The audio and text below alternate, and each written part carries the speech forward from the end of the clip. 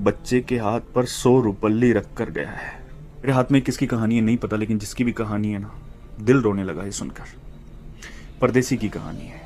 10 साल हो गए थे परदेश में काम करते हुए। पहला साल कर्ज उतारने में और दूसरा तीसरा साल बहन की शादियों की भेंट चढ़ गया। चौथे साल कुछ करके आने का सोचा तो पापा की तबीयत खराब हो गई, नहीं आ पाया। यहाँ तक कि पापा दुनिया छोड़कर चले गए तब भी नहीं आ पाया। बूढ़ी माँ घर में अकेली थी। आने का सोचा लेकिन कोई बचत नहीं थी, तो फिर परदेश से हिम्मत नहीं हुई कि इतने साल परदेश में रहकर खाली हाथ कैसे जाऊं। लेकिन माँ की जिद और बहनों ने कहा कि भाई आ जाओ, हमें कुछ नहीं चाहिए, बस आ जाओ कहा तो हिम्मत बढ़ी। कुछ उधार लिया, कुछ पास था जिससे टिकट करवाया और वापस ये सोच कर आ गया कि अब कोई बड़ी जिम्मेदारी तो है नहीं, यहीं पे कुछ कर लेंगे। आने के दूसरे दिन बहन से मिलने गया। बहन बच्चों वाली हो चुकी थी।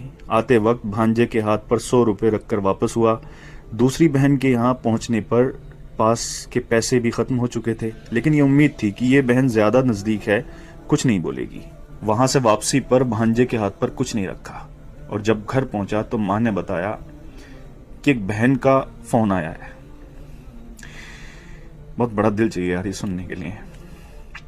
एक बहन का फोन आया है कि इतने साल बाद परदेश से आया है और मेरे बच्चे के हाथ पर 100 रुपल्ली रख कर गया है। इतना तो हम फकीरों को दे देते हैं। दूसरी बोली, मेरे बच्चों के हाथ पर 10 रुपल्ली भी रख कर नहीं गया, ससुराल में मेरी नाक कटा दी। ये सब सुनकर मैं सुन्न रह गया और अब अपनी 10 साल की कमाइयों का हिसाब लगा रहा था। अरे यार, अगर पुराना घर छोड़कर नए घर में भी चले जाओ ना तो ख्वाब हमेशा पुराने घरों के आते हैं। और एक परदेसी तो अपना सब कुछ छोड़कर चला जाता है अपनों के लिए, अपनों को बसाने के लिए।